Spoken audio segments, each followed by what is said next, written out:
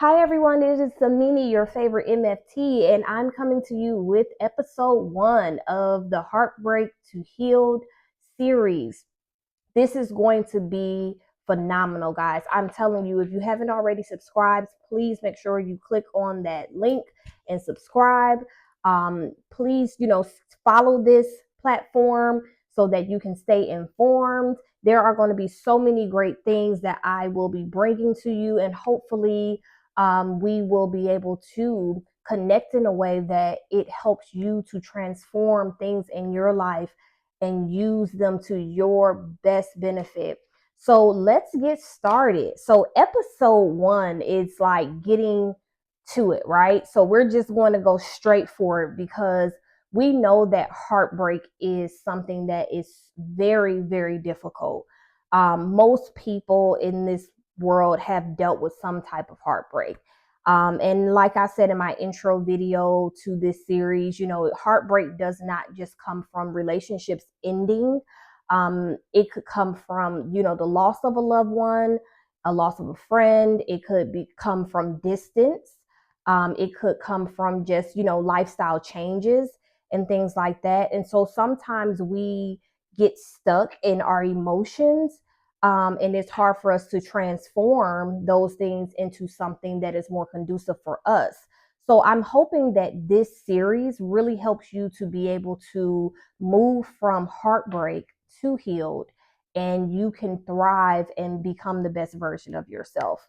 So understanding that, it is also a loss in the form of grief, right? So we know that with heartbreak, there is a actual grief process, and that grief process is hard to understand when the person is still alive, so to speak, because most of our grief or understanding of grief is that we don't have access to this person anymore in the physical way. But losing a relationship or losing someone to a career, for example, or someone that goes away to school, that physical distance is the same thing. And so our psychological process and our emotional process is exactly the same in either scenario. So when we try to interpretate heartbreak, what we're doing is trying to connect what we have in our thoughts to what we feel in our emotions, which is from our heart center. So, what I would like to emphasize is that, this journey is going to look unique for each individual person. One way does not work for everybody. So, whatever it is that you feel resonates for you, take that and process through it and see if it does benefit you in any type of way if you do apply it. And if it doesn't, that's okay. It doesn't mean that you're not healing, and it doesn't mean that you won't find another tool that might work better for you. This just means that some things may or may not resonate. I like to always tell my clients that I am not an expert in your healing or in your process. I am just a facilitator that provides you with some tools for you to access the things that you already have within you. So it's up to you to decide what you want your healing journey to look like, and for you to take the steps to navigate that journey towards whatever your final version of this reality is that you want it to be. So, what I wanted to talk about in this series, and I'm just looking down, at some of the notes that I jotted down, is to be able to understand the story, right? So understanding the story means that we have to do something called mapping. And if you look at a actual map, right? When you're close to what we call the zooming in, when you're zoomed in on the map, you will see only that particular thing and maybe some things that might be immediately surrounding it. But when you zoom out on the map, right, you start to see more things come to your visual field, and you're able to see where things are connected. And that's what any journey into our self, into healing, into processing trauma, That's how we navigate the healing process.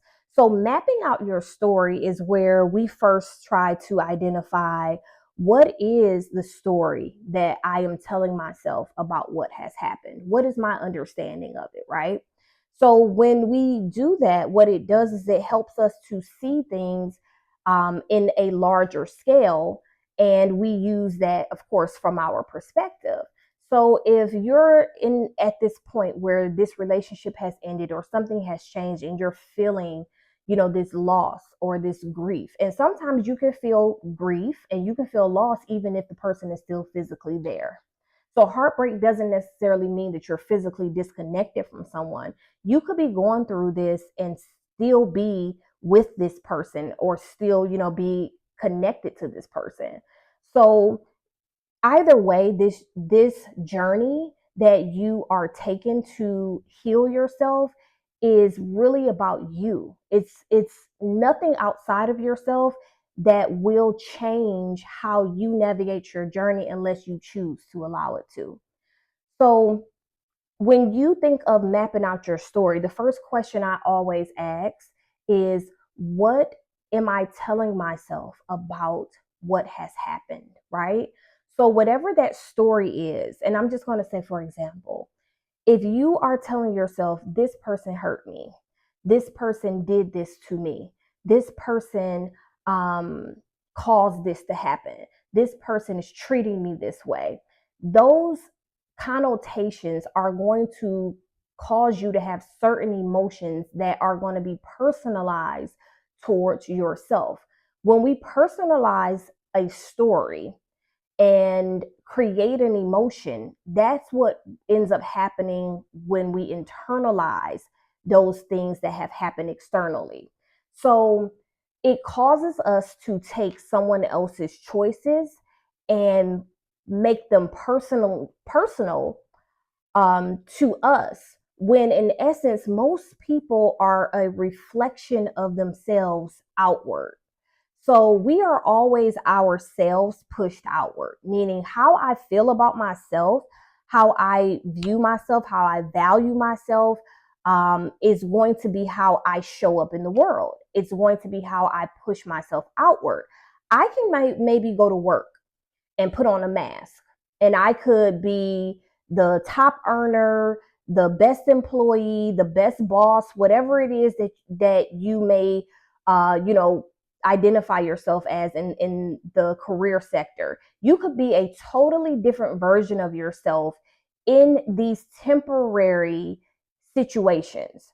But in your partnership, in your relationship with your romantic partner, for example, or even with a family member that you're extremely close to, that's when we are our most vulnerable selves. So it's hard for us to hide ourselves when we are in relationships. And over time, you start to see things in your partner that you may not have seen before or even noticed, paid attention to before, because now this person is starting to what we call take off pieces of their armor, take off their mask. Um, so when you think about the story, right, try to think of the story in terms of the version that you're telling yourself, and then taking that version and doing an objective assessment. So, what that means is, I'm going to take this version of this story and I'm going to say, for example, this person hurt me. This person lied to me. They told me that they were this type of individual, and then it turns out that they're not. I am so heartbroken that I had to find out that this person was not who they said they were, and I've had to walk away from this relationship. It really broke my heart. Now, when you externalize this in an objective viewpoint, what you're doing is you're zooming out, right? So, someone said to me once, um, the further away that you get from something, the more clearer it becomes. And when you take inventory of all of these different components, you start to see that there were signs and there were things already in motion that we just weren't aware of, or we weren't willing to acknowledge at that time because we had, a certain agenda or hope for that relationship. So, you may have heard the term red flags, right? So we know that, we will ignore some red flags because we have a certain version of a story in our mind when we connect with someone of what we would like things to be.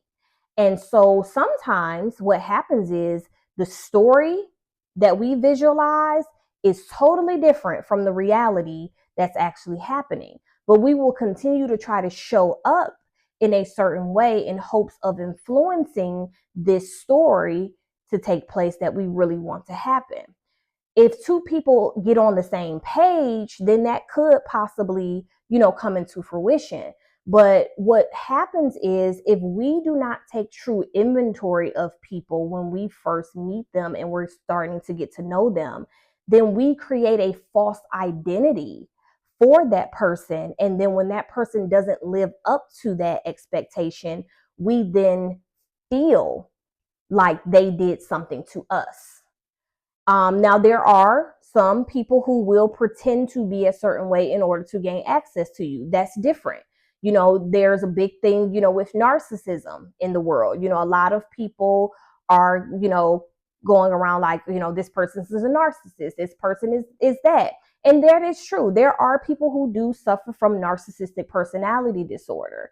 A lot of the traits and characteristics that people may show in relationships are not necessarily meaning that they are a narcissist. We all have narcissistic traits, but some things that people do are manipulation. Some people are controlling. Some people are gaslighting. And you may see one or two or a few of those things in play in your interaction with people. But that doesn't necessarily mean that that person is an actual narcissist. So, with that being said, I want us to stay focused on the term control.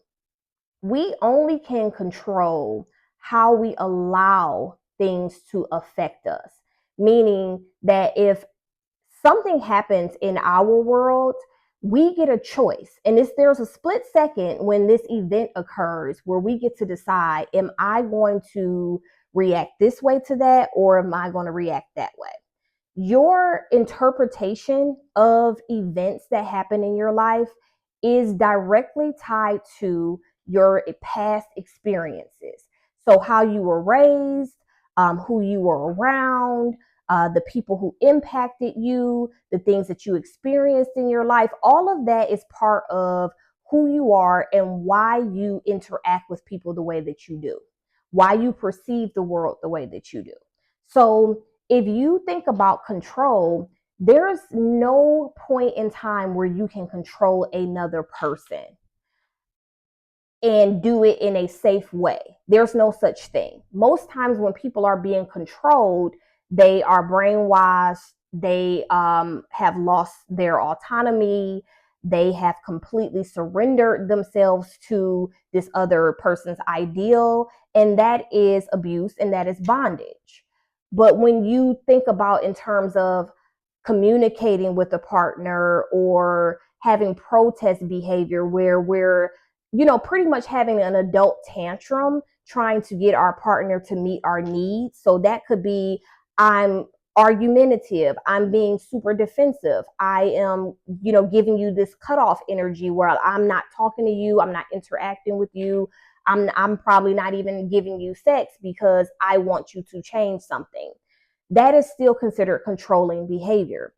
Our only responsibility is to be able to, one, be able to identify our needs. And if you don't know yourself, if you don't know what you want, if you don't know what happiness looks like, if you are not a happy individual by yourself, then you can't possibly expect your partner to make you happy. There's no such thing. Okay. So if you're in a place where you are trying to understand this story and why things ended the way that it did, look at it from an objective viewpoint. So let's talk about objective. Objective is saying that I am stepping outside of the problem. I am looking at every component of the problem, and I am making an assessment on what I think this is or means based on me standing outside of it. What that does is it allows you to pause your emotions and really look at this thing in a holistic view and make an assessment. Most times when you do that, what you find is that people are making choices and have certain behaviors as a result of their own experiences. So if we go back to perspective, right? Perspective is how I view the world based on my past experiences. And so if someone is viewing their world in a certain way, that is going to determine them to have a certain feeling. And when this feeling occurs, they have a behavior that results from those feelings. The behavior is what we get stuck on. We get stuck on the fact that someone did this thing, but we don't necessarily go back and deal with the other components. So, this is something that is important to know on both sides, because if you are what we call the offender, where you've done something to hurt someone else, then what is important to understand is why you did it in the first place. It wasn't that you did this to intentionally cause harm to your partner, more than likely.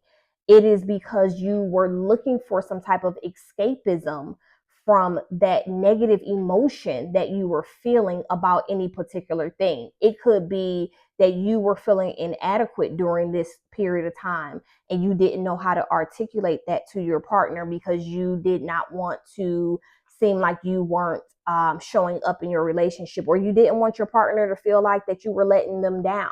So it ate away at you internally until you went in and engaged into some type of destructive behavior that ended up causing more injury to your self and your relationship dynamic. So now you not only are harming yourself, but you also have done some type of destruction to your relationship. So if you're the what we call the injured party, this is where you understanding why your partner may have made this decision and separating yourself from the problem. My partner did this because my partner was going through something and did not have the tools to be able to handle it or navigate through it in a healthy way. So as a result, my partner turned to this behavior because one, it could have been something they've been conditioned to. Two, it could have been societal, where society has deemed this as acceptable behavior. It could, be various reasons, but none of those reasons are personal. So when we're able to change the story, what we do is we're not we're not neglecting the fact that something has gone wrong. We're not disregarding the fact that an injury was caused.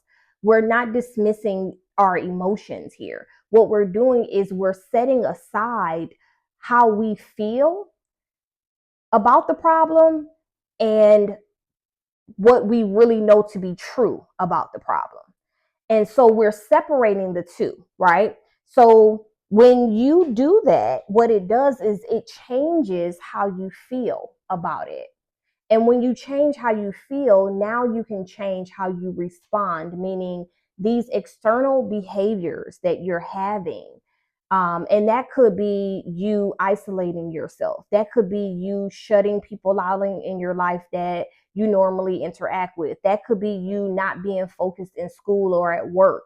That could be you, emotionally cutting yourself off from your kids, staying in your room all day, sleeping a lot, not exercising, not eating or overeating.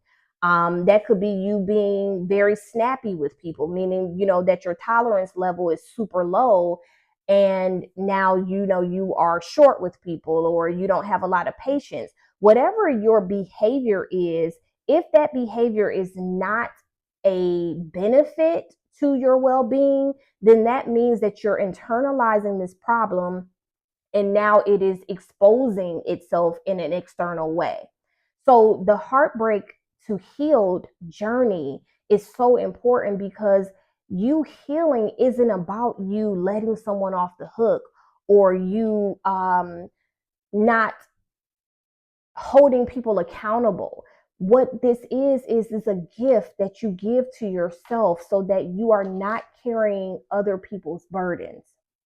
If you are still in a relationship and you're trying to heal in this relationship, one of the most important things that you will need to do is make sure that you are asking your partner for the support that you need.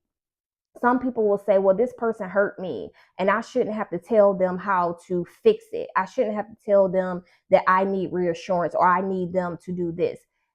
There is some truth to you feeling that way. And I always say this: our feelings are valid all the time, all the time, but our behavior may not always be appropriate.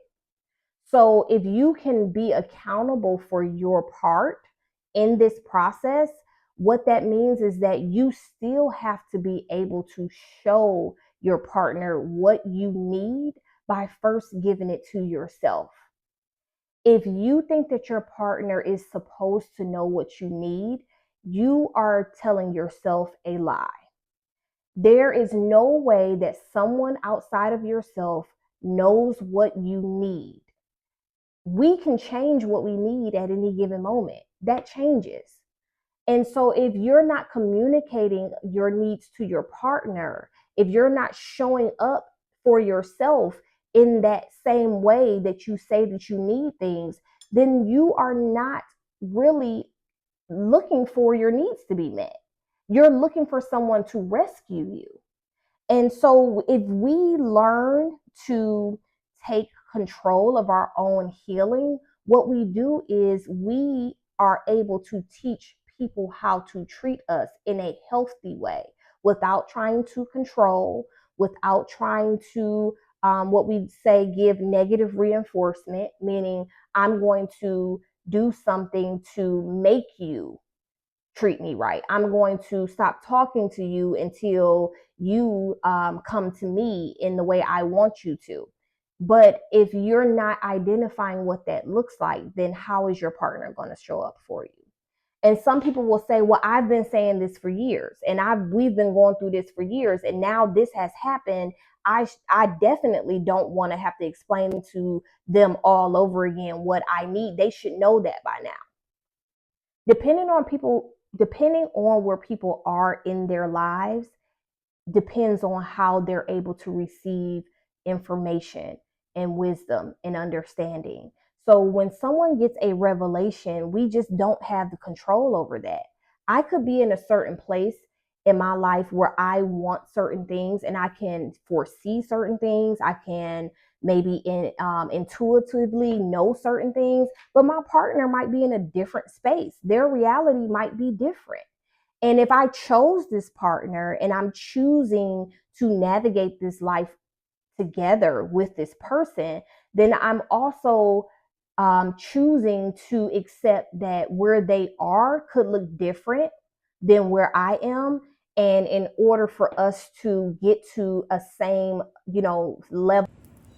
So, in order for us to get into a same level of agreement, or in alignment with one another, there has to be a understanding that is created where we hold space for each other to be able to present ourselves in an authentic way where we're not afraid of being judged, dismissed, misunderstood, or disregarded. So for example, there may be something that you found yourself constantly saying to your partner, and your partner did not perceive it the same way you did, or they didn't understand your perspective. And so their response was to either ignore it or they refuted it. And then something happened that changed the way that they thought about things, and then their behavior changed. And sometimes, when it comes to us as individuals, we may go through different periods where things resonate differently, just depending on where we are in our mental at that time. So instead of thinking about okay, this person just was not trying to listen to me or do things that I wanted them to do, that person may not have been at that level yet in their own lives to where they could even understand what your needs were. And so this is where I say it's not about placing blame per se, but it's about understanding how we all play a part in the problem. There is no such thing as one person doing anything, because we only can do what someone will allow us to do, and vice versa. Someone can only do to you what you allow them to do. So at any given time, you have the power of choice, which is to say, this isn't working for me. I need something to be different, or I'm going to have to make this choice. Then you could determine, based on what you can handle, the amount of time you're willing to give that person for things to change. And if it doesn't change, then now we have to make a different choice.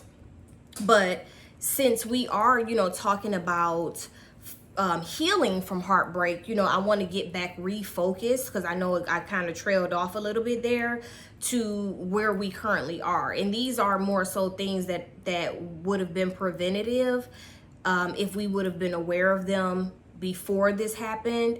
But this information can be beneficial, because now you can take this with you into your next relationship, and you can use these things to help you to be able to use more discernment in the future.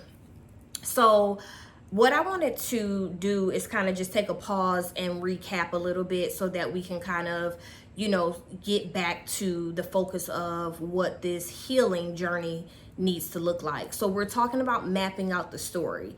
And mapping out that story means that we are trying to get an understanding of what happened that led to this ending, this break, this disconnect. And understanding that is what's going to transmute us into a place of healing, because we get to learn what the real story is in its entirety, in the reality, not the story that we thought we wanted to happen, which is another part of it, but accepting the reality of what things are.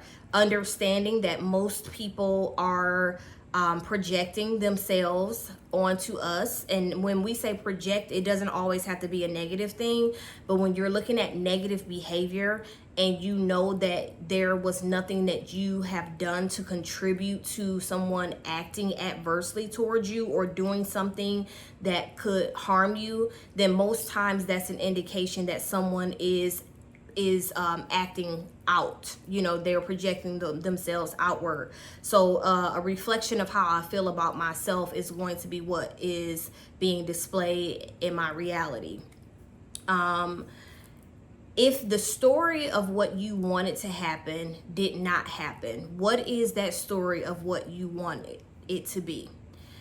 And why that is still important here is to understand that when you are ready to move forward, whatever your standards and your needs are, those things need to take priority.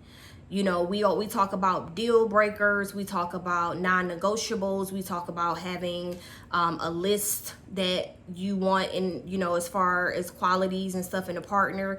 Those things are very important, because if you don't know what you want, then you're going to allow anything to come in, and then you're going to be exposed to things that you may not necessarily be able to handle or want to handle, and then you have to figure out how to navigate them after you have already attached yourself to this person, which is a disservice to you. So honor yourself first by understanding what your needs are and putting the safeguards in place so that you use more discernment. With this healing journey, hopefully you will have more self-awareness, because this journey isn't about you necessarily being able to dissect and understand somebody else's behavior. It's more so understanding how you responded to that behavior and what you did to cope with it, right? So that we don't go into other relationships carrying those wounds and projecting those wounds onto other people. We do not go picking people that are similar to people that we've dated in the past, expecting a different result, which is insanity. You know, it's doing the same thing over and over again, expecting a different result. You have to change how you show up for yourself in order for you to be able to change your experiences. So, moving on, is there any parts of the story that you're still struggling with? Meaning, are you trying to piece together every single detail, down to the color, down to the date and time, down to the second? Sometimes it can do more harm than good for us to push ourselves to get every detail of the story, and it can impede our healing, because it's not so much the content that really matters at the end of the day. What really matters is the cause and the effect. The cause was the behavior or the action, and the effect was me feeling this way about it.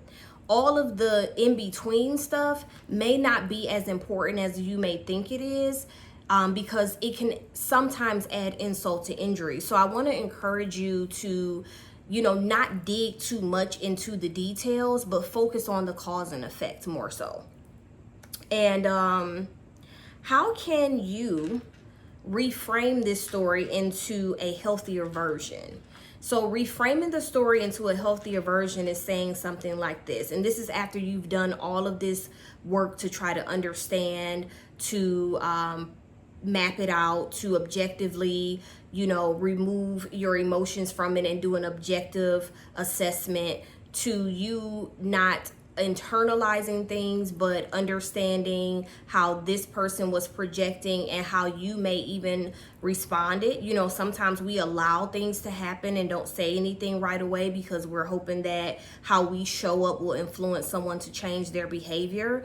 But if someone is not aware of what they're doing, meaning I'm not even aware that I have these psychological or emotional wounds that I haven't dealt with, and I am acting out because of the discomfort that I'm feeling, then they're not going to be able to change their behavior permanently without being able to get to the root cause of it. And that means that at the core is where we need to address issues. We don't necessarily need to just attack the behavior, because if we just change our behavior and not change the reason why we are behaving that way, then what we will end up doing is just creating surface change, which we call that in psychology first order change. And that means it's just something that temporarily changes just so that we can resolve an issue in this period of time. But over time, you will see in your relationship, or if you reflect, that your partner ends up cycling back to that same pattern of behavior because they haven't actually pulled this thing out at the root. It just like pulling a weed up, and if you don't pull it by the root, if you look up again in about a week, that root is back. And so this is the same way with psychological wounds, emotional wounds. We have to get to the root of it, pull it up by the root, meaning we have to do the healing work that we need to do to resolve these things. And then that ultimately changes the behavior permanently, which is second order change. So focus on mapping out your story. Focus on being more objective. Focus on changing your story to a healthier version, meaning I now understand that this person was hurting and they acted out with these behaviors because of that, and those behaviors ended up hurting me, but I do not have to internalize their behavior or carry the burden of trying to be responsible for their behavior. I get to make a choice in all of this, and my choice is choosing to heal so that I can have better experiences moving forward. So I hope that this helps. Please leave in the comments any questions that you may have. I will try to do another video to kind of address specific questions pertaining to mapping out your story, processing through understanding your story. And as we go through this journey together, I hope that these tools will help you navigate the healing that you need. See you soon.